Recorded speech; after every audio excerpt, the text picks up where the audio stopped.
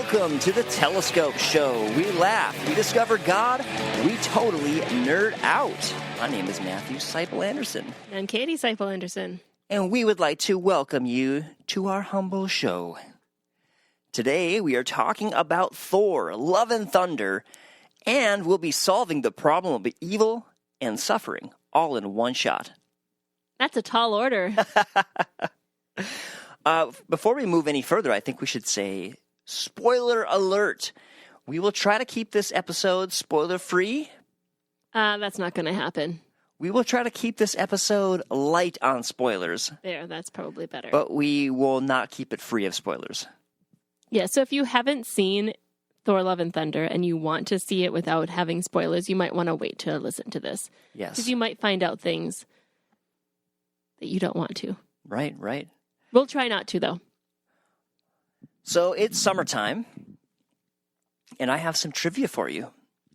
Ooh. So today, do you know, at least from me to you, is going to be like a question, a challenge. So Katie, what is the traditional way to make pink lemonade?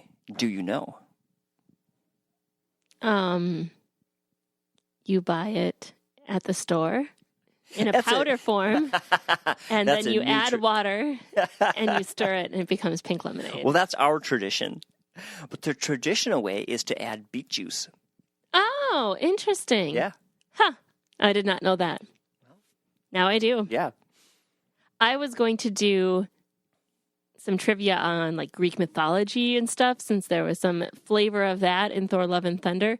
And as I was digging into it, I'm like, well, it's really convoluted. So I think if I try to like say, did you know facts besides the fact that it's really convoluted, I'd probably say something wrong. So I'm not going to do that. But instead, did you know that there is a toilet museum? No way. There's a toilet museum in New Delhi. The Sulabh International Museum of Toilets features a rare collection that details the historic evolution of toilets from 2500 BC all the way up to the present day. Wow. Wow. Indoor plumbing was a pretty radical invention when it first appeared on the scene. So there's a toilet museum out there for you to check out. You know who would love that is my dad. For those of you who don't know, which is probably most of you, my father was a plumber. I don't know if he would actually love that. He might get PTSD, like. Exactly. Like, keep those things away from me. Oh, Museum of Toilets. It's bringing me back. I can't handle it. Well, Katie, can you guess what 3 fruits outsell all others during the summertime in the USA? Are berries considered a fruit? They are not on the list. Okay, so there's a let's free say hint for berries are not considered. Watermelon? Well, watermelons are melons. Are melons a fruit? It's on the list. So watermelon. Okay. Ding, ding, ding, ding, ding, So ding. melons are fruit. Watermelon, other melons. One of them is red and is only technically a fruit, but most people don't consider it a fruit. Oh, tomatoes. Tomatoes. That one surprised me. That's surprising, yep. The other one is sold in fundraisers all over the place. Bananas? Why are bananas sold in fundraisers? I don't know any banana fundraisers. Peaches. Peaches. There we go. Watermelon, tomatoes, and peaches. If you have a banana fundraiser, let me know. Yeah. I've never heard of it before, so I don't know why that came out of my mouth. You could sell banana chips, maybe. I don't know about that. I've got one more for you. Can you handle one more trivia question? What is the name of the longest continuous beach in the USA? Well, I'm not going to know that. Long Beach in Washington. I guess I should have known that. That was just too cheesy. All right, well, on today's episode of the show, we're talking about Thor, Love and Thunder.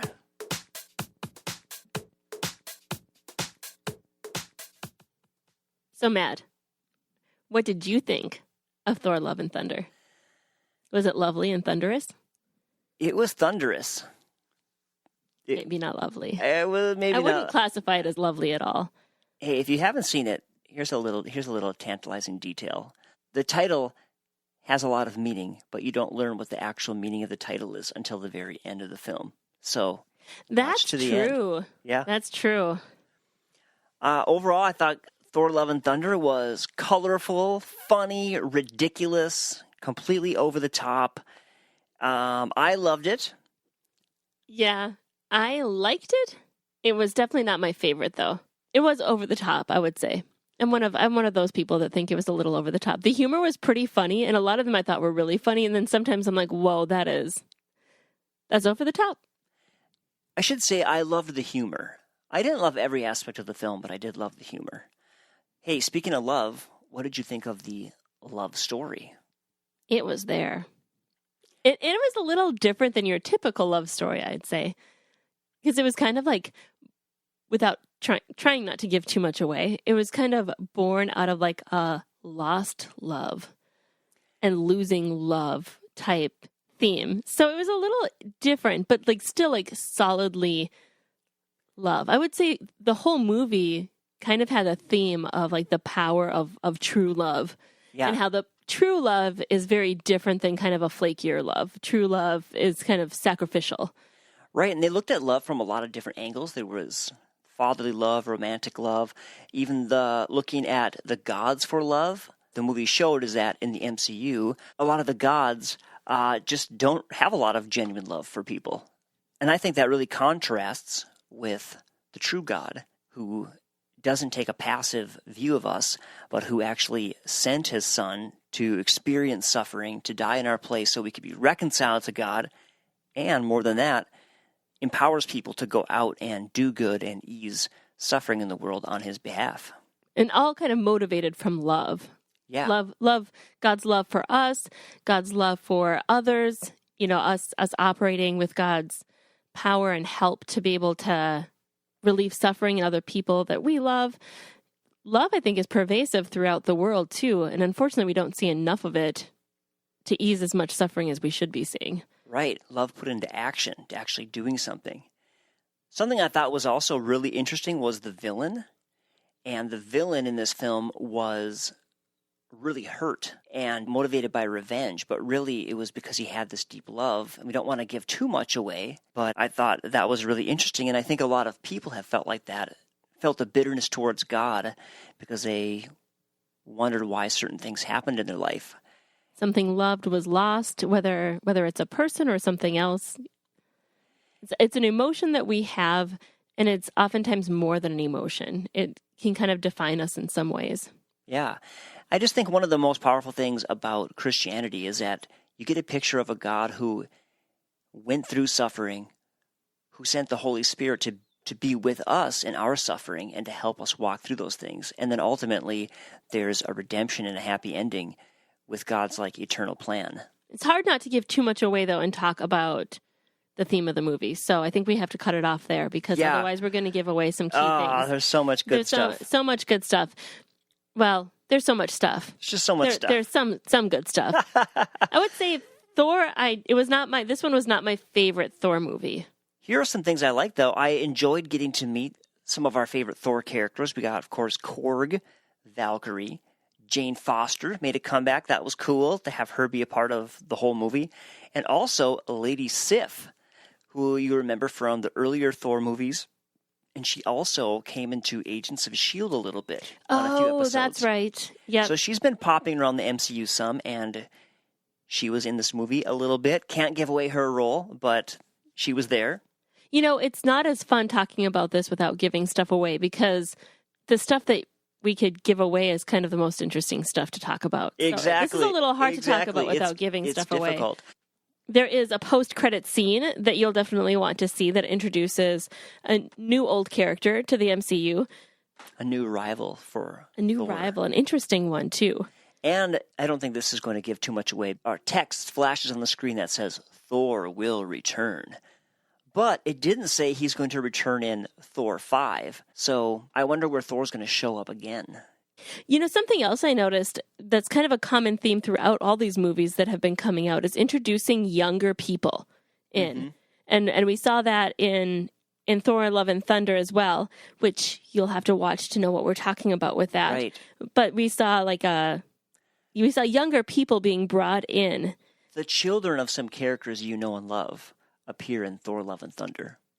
Be careful, Matt. Don't give too much away. I'm treading right on the line. You're treading right on the line there. But we've seen that same kind of theme throughout a lot of MCU and even like Star Wars and I don't know, Star Trek. Have they introduced any young characters? I don't think they have yet. Of course, we haven't watched all of the Star Trek stuff, so maybe they did and we just haven't seen it. But Star Trek's always just introducing new characters, like that's true. New crew, new captains.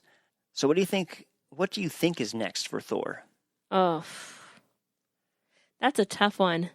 You know what? He doesn't really get old because he's Thor, but he's also he is an actor who's a real person who's going to start getting old. There's a few new lines on his face. So, I mean, something's got to give sometime. Here's a question. Do you think Chris Hemsworth can get any more muscular? Can he get muscles on his muscles? I mean, he's not I've seen people who are more muscular than him, so it must be possible. Yeah. But I can't imagine how much work and time that would take. Chris Hemsworth has a bunch of fitness stuff now. Workout videos with his personal trainers. Well, I guess if you're going to be doing that stuff anyway, you might as well get something for it. Maybe we could become Thor and Lady Thor. I just don't really have a desire for that. I have the hair, though. Oh, yeah. You have the hair of a goddess. There we go. Well, ladies and gentlemen, we would love to hear what you think is next for Thor. Let us know what you think of Thor Love and Thunder in the comics. And we're going to sign off, and we'll be back with another episode really soon. Oh, by the way, before I sign off, we are going to be in Minneapolis, Minnesota area at a convention called God, Geeks, and Gamers, July 30th. It's sneaking Coming up on up us. fast here. I forgot to be announcing it, but if you are in, I think it's White Bear Lake. No, that's not right. Maplewood. If you are in the Maplewood area on July 30th, come on out to the God, Geeks, and Gamers convention. We'd love to see you. All right. Love y'all. Make sure you connect with us through our website, thetelescopeshow.com. Email us, thetelescopeshow@iCloud. And this is the third and final attempt at signing off. Love y'all. Take care. God bless. Bye-bye. Bye.